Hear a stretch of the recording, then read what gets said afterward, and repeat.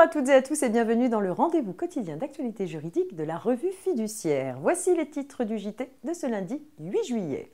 Remplacement attestation assurance chômage par la DSN et réduction d'impôts pour mécénat.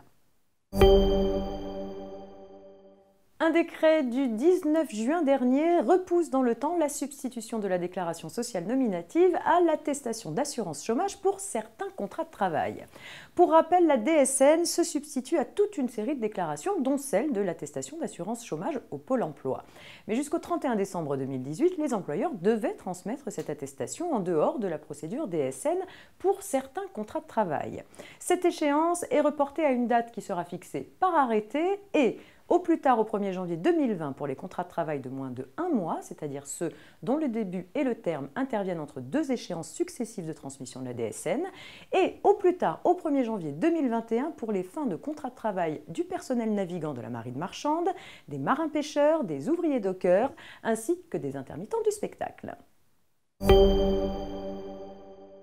Pour les entreprises, les dépenses de mécénat ouvrent droit à une réduction d'impôt de 60%.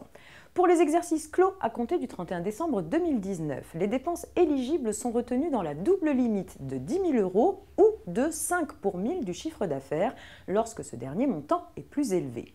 Par ailleurs, pour les exercices ouverts à compter du 1er janvier 2019, les entreprises qui effectuent au cours d'un exercice plus de 10 000 € de dons ouvrant droit à cette réduction d'impôt sont soumises à une nouvelle obligation déclarative dont les modalités viennent d'être précisées. Elles doivent indiquer le montant et la date des dons, l'identité des bénéficiaires et, le cas échéant, la valeur des biens et services reçus en contrepartie.